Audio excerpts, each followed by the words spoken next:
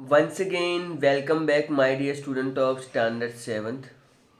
And today we will finish our chapter number 12, that is continent North and South America and Europe. And this is the fourth part. Of course, we are going to cover Europe in this section. So, without any delay, let's begin.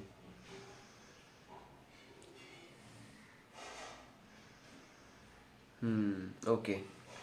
So, as you can see, just a minute, let me bring some marker. Here you can see the map, and this is the European political map.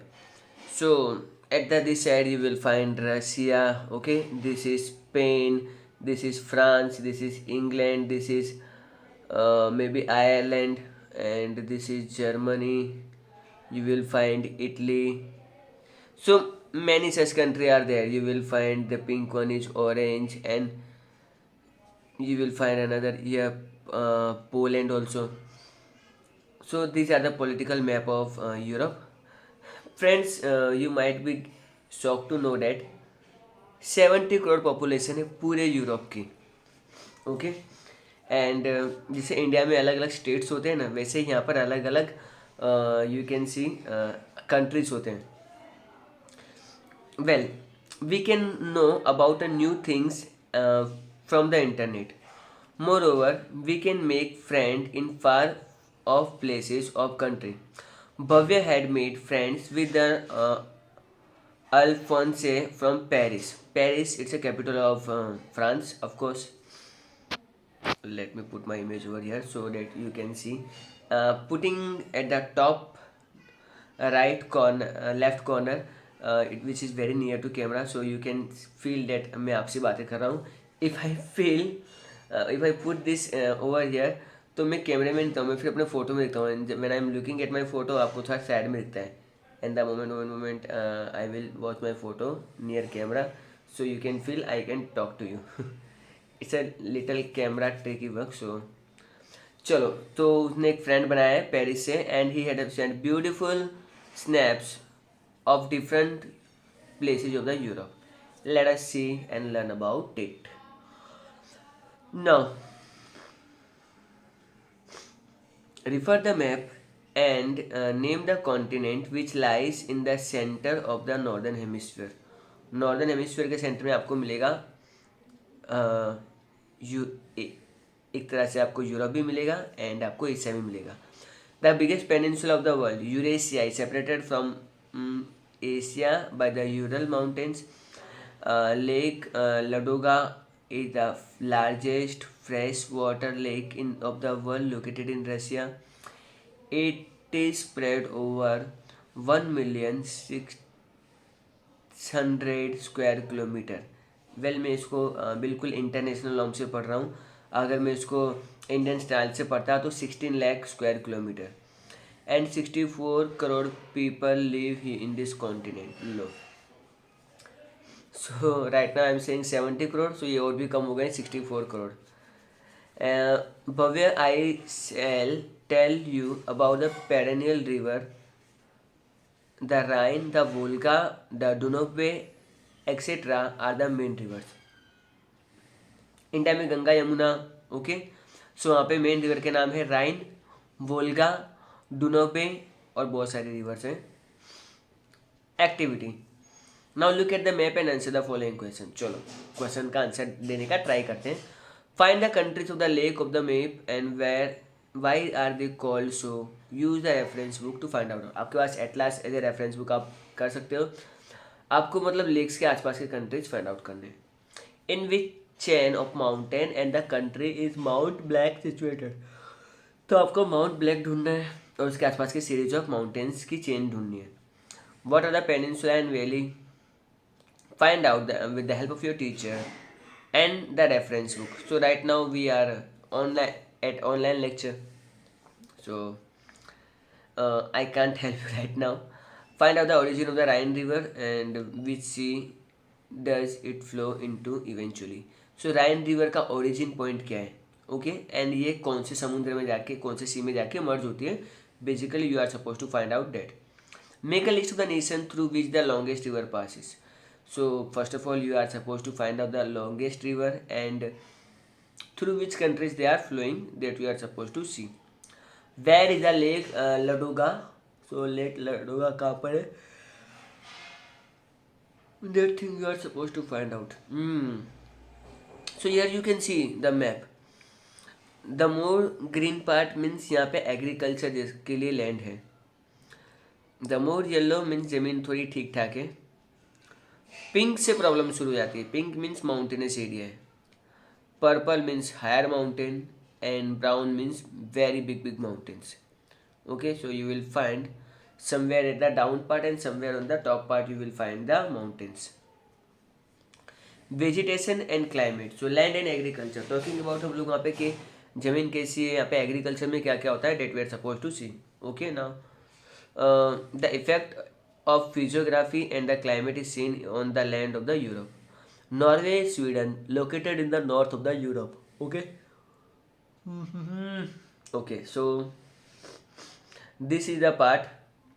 यहाँ पे Norway और Sweden दो country हैं and ये बहुत ज़्यादा इधर ठंड होती है. ओके. हैज़ ग्रे सॉइल, यहाँ की सॉइल का कलर भी ग्रे है.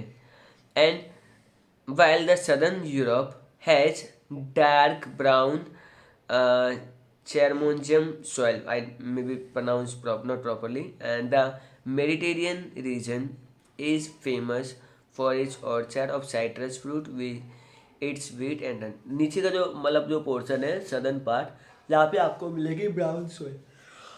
Okay. Maybe they are talking about this part also. तो जितना भी लाइनिंग, ये जितनी लाइनिंग के नीचे वाला पार्ट है वो सब साउथ वाला पार्ट है एंड यहाँ पे आपको मिलेगी डार्क ब्राउन सॉइल. और ये जगह अपने खट्टे फल से यानी साइट्रस फ्रूट जिसमें विटामिन सी बहुत ज़्यादा होता है उसके लिए फेमस है. It weeds and corns crop. इसके अलावा यहाँ पे वीट और कॉर्न भी ग्रो किए जाते हैं. The European continent is divided into two parts, east and west, due to its physiography. Okay, कैसे? Let me tell you. That's it. Line के इस तरफ आपको मिलेंगे ईस्टर्न यूरोप और लाइन के इस तरफ के कंट्री आपको मिलेंगे वेस्टर्न यूरोप. ओके, सो फिजियोग्राफी के हिसाब से हमने उसको दो पार्ट में डिवाइड कर दिया है. Well, here 75% people engage in agriculture. तो यहाँ के 75% लोग एग्रीकल्चर से बिलोंग करते हैं. Whereas in the plain of the eastern Europe in the mountainous region of western Europe only 25% are involving in farming. So talking about east, यहाँ पे 75% लोग फार्मिंग में है जबकि वेस्ट में ओनली 25% है.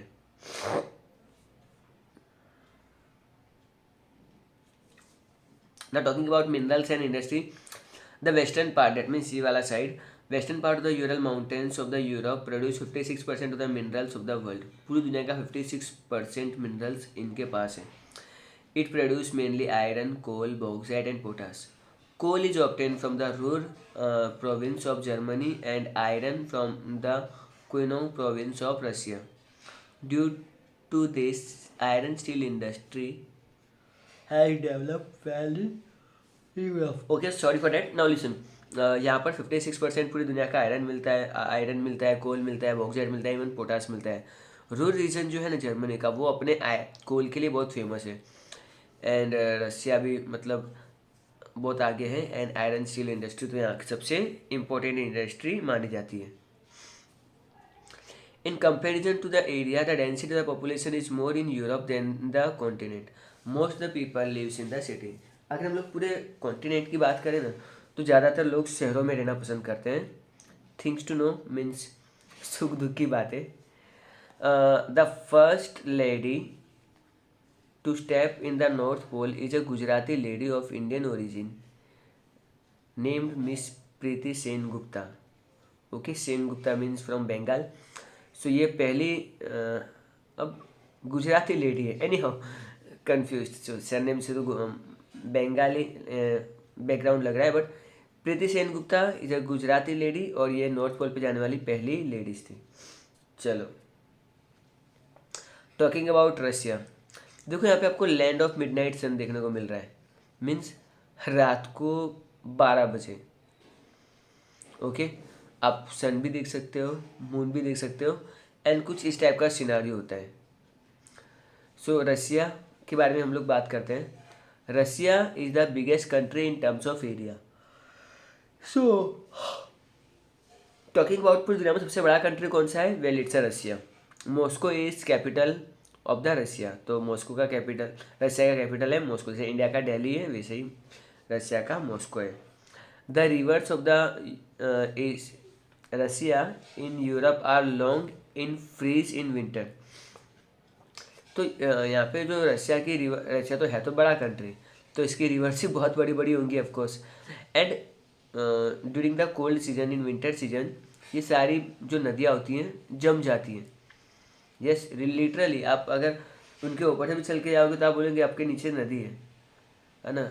सो लोग विश्वास भी नहीं करेंगे at a time. Only 10% of the land area of the Europe and Russia is suitable for agriculture.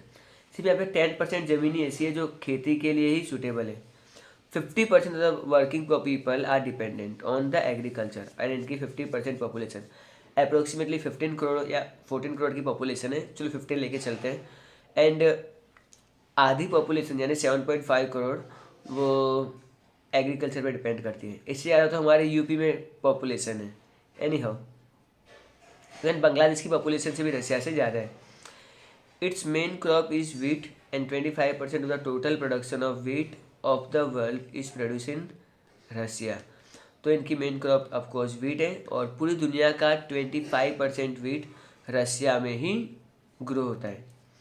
So friend, this is Russia. Now we are moving towards another country, that is England, France, and later on we are going to see the Germany also. तो पहले England देख लेते हैं। England is situated on the sea side having the modern ideology and technology. तो अगर हम बात करें इंग्लैंड की तो इंग्लैंड इट्स एन आइलैंड और ये आजकल मॉडर्न टेक्नोलॉजी को फॉलो करता है। It enjoy moderate climate in winter. So winter में मतलब ठंड के मौसम में मॉडरेट क्लाइमेट होता है, ठंड होती है लेकिन बहुत ज़्यादा भी ठंडी नहीं होती है। Due to the warm current, ठीक है, समुद्र से जो हवा आती है वो गर्मा गर्म आती है। And that flow from the Atlantic ocean. The heat reduce when it moves toward the west to east. So west से ईस्ट की तरफ जाती है तो टेम्परेचर थोड़ा सा हीट रिड्यूस हो जाती है। 4% of the land of England is covered by forest. तो यहाँ पे जंगल बहुत कम है, only 4%। Coal is the main mineral produce here. तो यहाँ पे सबसे बड़ा मिनरल इनका कौन सा है? ऑफकोर्स कोल है। Now let us talk about the France. France is the biggest democracy of the Europe and Paris is its capital. Friends अगर मैं रसिया को छोड़ दूँ तो सबसे बड़ा कंट्री अगर कोई है तो वो है फ्रांस एरिया वाइज। एंड अगर मैं बात करूँ पॉपुलेशन वाइज तो वो है जर्मनी। ओके आपको इतना ध्यान रखना है।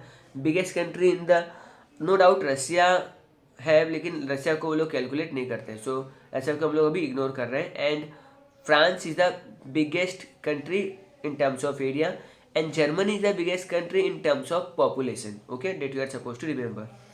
France is the biggest democracy of the Europe and Paris is its capital. आजकल इंडिया और फ्रांस की बहुत अच्छी फ्रेंडशिप चल रही है। ओके हम लोग उनसे 11 राफेल एरोप्लेन परचेस कर चुके हैं। It is shaped like a hexagon. Hexagon मालूम पड़ता है? अगर कोई ट्राइंगल है, ओके ट्राइंगल है तो उसको हम लोग बोलेंगे 3 लाइन से अगर कुछ ड्रॉ होता है। एक सेकेंड मैं कुछ ड्रॉ करके बताता हूँ ना। अगर कोई ये शेप है तो उसको हम ट्राइंगल कहेंगे। अगर ये स्क्वायर है, ये शेप है तो हम उसको स्क्वायर कहेंगे। इसको हम पेंटागोन कहेंगे, नहीं तो ऑक्टागोन हो जाएगा। Any how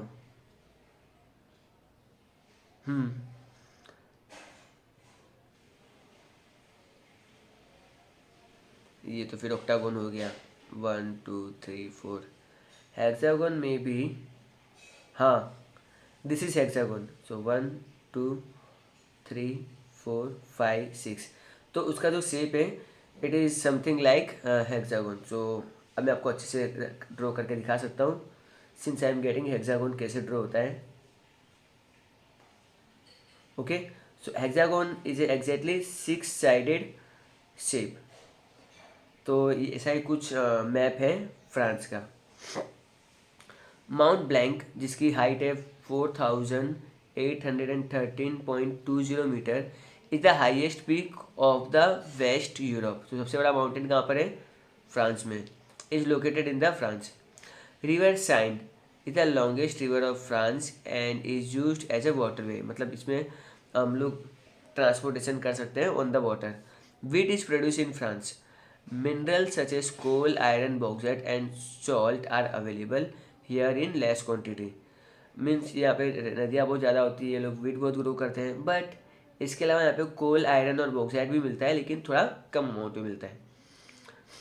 now talking about the most important country population wise, जिसका नाम है ऑफ कोर्स जर्मनी।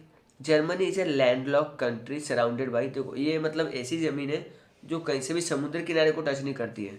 और इसके आसपास कौन से कंट्री है सुनो, इनके ये नेबर्स हैं। Netherland, Belgium, Luxembourg, France, Switzerland, Austria, चेक Republic, Slovakia, Poland, Denmark and Berlin is its capital. तो बर्लिन उसका मेन कैपिटल है। Okay. Germany is mainly divided into two parts, snow deposit soil, sandy plains. एक जगह पे मतलब जहाँ पे बहुत सारा स्नो होता है और बहुत ज़्यादा सैंडी सॉइल है। Mountainous regions of the Alps in the south, तो ये उनकी फिजियोग्राफी के बारे में बता रहे हैं। Now second last slide. Okay, you can see the picture. First you will see over here in the left side Eiffel tower. Eiffel tower France की पहचान है, जैसे ताजमहल इंडिया की पहचान है वैसे एफिल टावर फ्रांस की पहचान है। रोम इटली, रोम मतलब इटली में है। एंड वेनिस वो भी इटली में है। So let us see the Oder, Elbe and the Rhine are the main rivers of Germany. So ये जर्मनी की इंपॉर्टेंट रिवर्स हैं। Friends right now we are still in Germany only. Most of the river are use as a waterway, और इनको हम waterway. Venice में तो आप देखो पूरा शहर है, या आपको एक जगह से दूसरी जगह जाना हो तो आप वाटर में से ही जा सकते हो। There is a difference in the climate condition of the eastern and the western part of Germany. तो जर्मनी के ईस्ट और जर्मनी के वेस्ट में आपको बहुत सारा डाइवर्सिफिकेशन देखने को मिलेगा in terms of the climatic condition. As you move from the west to east, अगर हम लोग वेस्ट से ईस्ट की तरफ जाते हैं, the winter are colder and summer are hotter. ठीक है, मतलब ईस्ट की तरफ मतलब ऐसा होता है कि ठंडी भी ज़्यादा होती है और गर्मी भी ज़्यादा होती है। इन साउथ विंटर आर मॉडरेट, और साउथ की बात करें तो विंटर मतलब ज़्यादा मॉडरेट होते हैं, बहुत ज़्यादा ठंडे नहीं होते। These are the special places of the Europe. Now, the final paragraph of the day is the effect of the climate is seen on the vegetation. Coniferous forest in the cold region, whereas it's moderate in the provinces. In the provinces, oak, birch, ash, beech trees are found. देखो यहाँ पे बात कर रहे हैं वहाँ का क्या क्या ग्रो होता है। वेल यहाँ पे बहुत सारा क्लाइमेट के हिसाब से मतलब प्लांट एंड पौधे होते हैं। कनीफरस फॉरेस्ट आपको बहुत ठंडे इलाकों में देखने को मिलेगी, जहाँ पे यूजुअली स्नोफॉल होती है। यहाँ पे आपको मॉडरेट जगहों पे आपको ओक, बीच और एस के ट्रीज, बीच के ट्रीज देखने को मिलेंगे। Coal and iron is obtain from the Ruhr and the थैसिन। ठीक है, तो ये जगहों के नाम है जहाँ से आपको बहुत सारा कोल यानी कोल से आपको ऑब्टेन किया आप मतलब ऑब्टेन करते हो। Germany is the leading country of the world in engineering industry.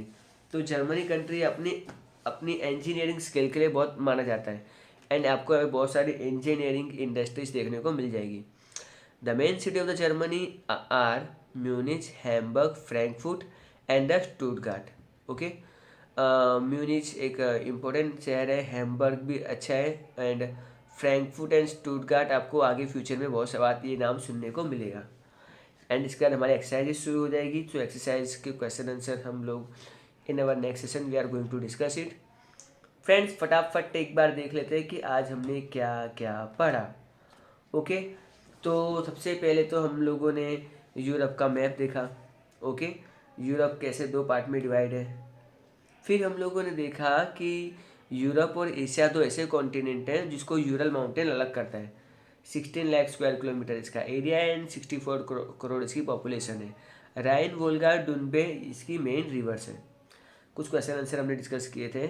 And southern part में जो यूरोप का पार्ट है वहाँ पे जो बहुत सारे साइट्रस फ्रूट होते हैं एंड यहाँ पे डार्क ब्राउन कलर की सॉइल होती है, जबकि ऊपर की तरफ आपको जो सॉइल का कलर है वो थोड़ा ग्रेइश टाइप का मिलेगा। 75% ईस्ट यूरोप में लोग एग्रीकल्चर करते हैं, जबकि 25% लोग ही एग्रीकल्चर में इन्वॉल्व हैं इन द वेस्टर्न साइड। फिर हमने कोल और इंडस्ट्री के बारे में बात की थी। 56% कोल पूरी दुनिया जो मिनरल्स हैं वो यूरोप में ही मिलते हैं, iron, coal and bauxite. And Ruhr region है जर्मनी का, वो कोल के लिए फेमस है। आयरन एंड स्टील इंडस्ट्री इनकी सबसे मेन है। प्रीति सेन गुप्ता जो गुजराती लेडी है, ये नॉर्थ पोल पे जाने वाली फर्स्ट लेडी बनी है। रशिया कंट्री के बारे में हमने पढ़ा था कि मॉस्को का उसका कैपिटल है। इन terms of area Russia is the biggest country. सिर्फ 10% लैंड ही रशिया का यूरोप में आता है, लेकिन उसका कैपिटल मॉस्को जो यूरोप में है, इसी की वजह से वो यूरोपियन कंट्रीज में गिनाया जाता है। बट यूरोपियन कंट्री वाले आजकल उनका थोड़ा मन मुटाव चल रहा है। एनी हाउ मेन ये लोग वीट ग्रो करते हैं, पूरी दुनिया का 25% वीट यही ग्रो करते हैं। टॉकिंग अबाउट इंग्लैंड, बहुत मॉडर्न कंट्री है एंड इनके यहाँ पे ज़्यादा मतलब गर्मी ठंड मौसम होती नहीं है, क्योंकि अटलांटिक सी से उनको गर्म गर्म हवा मिलती है। एंड इनके कंट्री में ओनली 4% ही फॉरेस्ट कवर अवेलेबल है। एंड कोल इनका मेन मिनरल है। France, talking about, is the biggest democracy, hexagon shape का है। माउंट ब्लैक इनका हाईएस्ट माउंटेन पीक है। रिवर साइन इनकी लॉन्गेस्ट रिवर है। एंड यहाँ पर आपको कोल, आयरन, बॉक्साइट मिलेगा। जर्मनी के बारे में भी हमने अभी रिसेंटली पढ़ा था। So friends, with this note I am signing off and thanks for listening me. Bye.